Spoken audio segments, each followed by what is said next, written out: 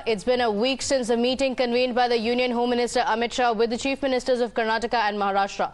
Today, the Karnataka Assembly, which is currently in session in Belagavi, is expected to pass a resolution over the border tensions with neighbouring Maharashtra just days after a 6-member ministerial panel was formed for the two governments to discuss and resolve the dispute. In fact, Chief Minister Basavaraj Bommai on Tuesday suggested that both the houses should pass a resolution saying that the border dispute issue has been settled, which was agreed by the opposition leader Siddaramaiah. But the provocations don't seem to die down.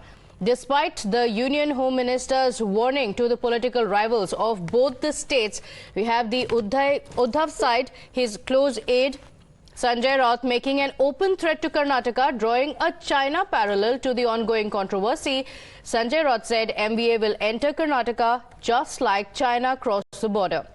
He further went on to say that they don't need anybody's permission to enter the state. Raut wasn't the only one. In fact, even Maharashtra minister threatened Karnataka.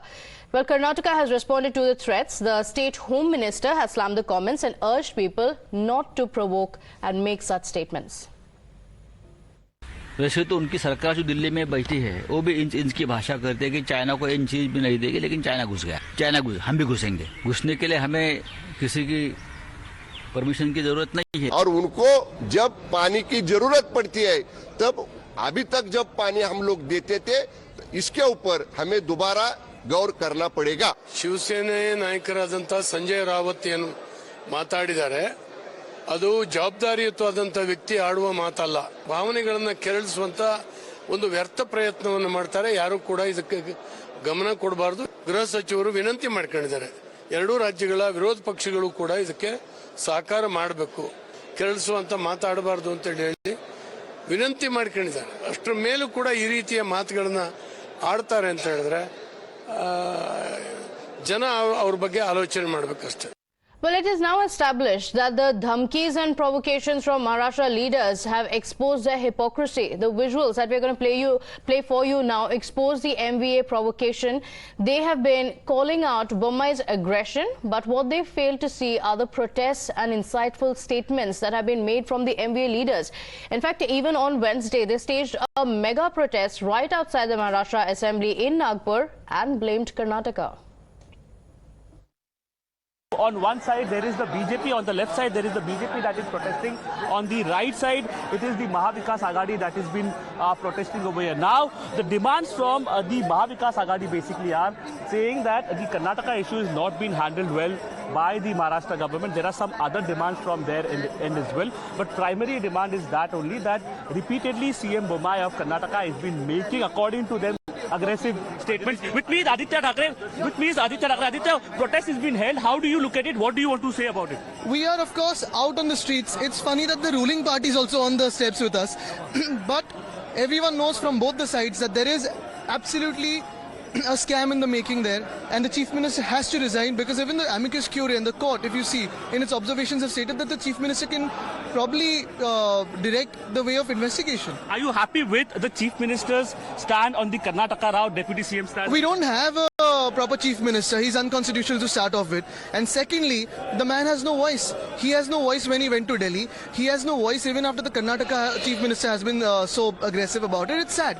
BJP is protesting, basically saying that the MVA has no issues. Without any issues, the MVA is protesting every day. I think internally, if you check deep within their hearts, the BJP also doesn't want this dummy CM. All right, my colleague Aranil Saradekar joining us on the broadcast. Aranil, yesterday we saw not just the MVA leaders but also the leaders from, including the Chief Minister, BJP as well, staging a protest right outside the Assembly. What's expected today? Because in Karnataka today, the government is likely to pass a resolution saying not an inch of land would be ceded and the border dispute has been completely settled.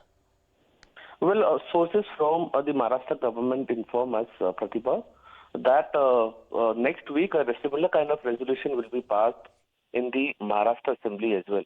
Now, coming to the water threat that was issued by the Maharashtra Minister, in fact, Times Now spoke to him exclusively last evening, Shabburaji Desai. So what he was saying was that the kind of provocation, according to them, they've been seeing from Karnataka CM Bommai's end. That is why the kind of water threat that Maharashtra minister has been making, or Maharashtra government is making, that is only a reaction to the action that the Karnataka CM has been doing.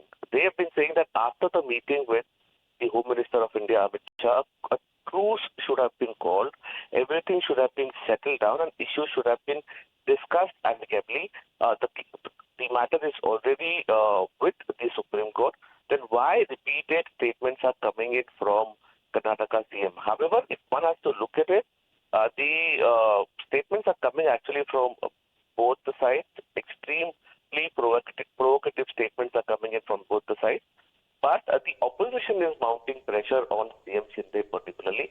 They have been saying that this CM is not acting much or speaking much on this Karnataka border row, whereas the CM from Karnataka is doing it very vocally. So basically the opposition has been saying that there is a pressure that has been put across by the center on CM Shinde and Devendra Fadnavis not to act on. That's right. But a committee has already been formed, but we're seeing provocative statements coming in from both sides.